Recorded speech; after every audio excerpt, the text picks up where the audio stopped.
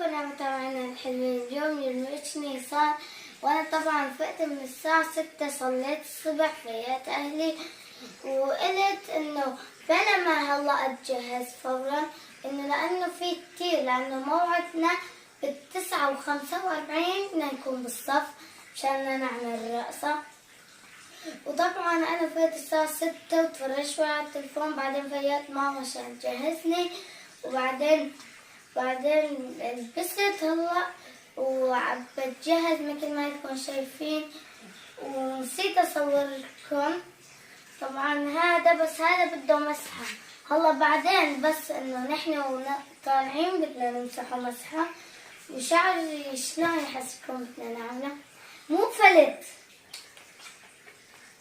طبعا في هي يا جماعة مثل هاي الحالة، تعرفوا شعره هيك بتركبوها هيك وتجمعوا الشعر عليها.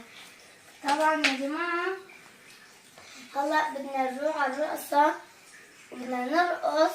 تعالوا ارقصوا معنا على الرقصة.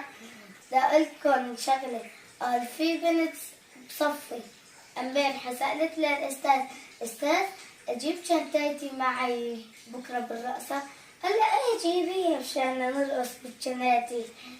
المهم طبعا هلا بدي اعمل شعري وارجع لكم.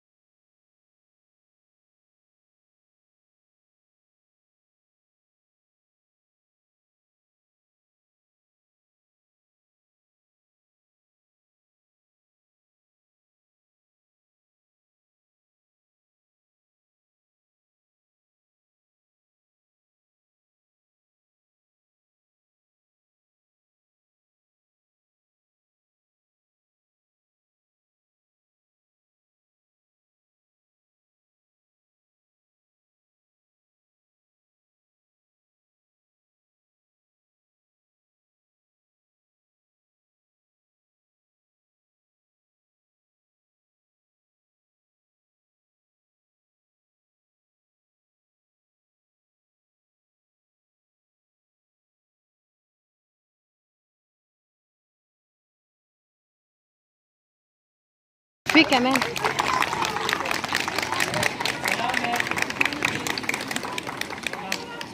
الله، في كمان. Allah. Dadaş oldum Erzurum'un bağrında. Alay oldum Tokat ufuklarında. وأعطونا من هاي السنارة كمان بتتاكل شوفها. لو أعطونا من هاي بتتاكل. وأعطونا شوكولاتاية على شكل بابا الوين. هيك الفيديو اليوم. بس تحطوا لنا لايك واشتراك تشتركوا في الفازة شاس لو صار كل جديد. خدوا دوقوا.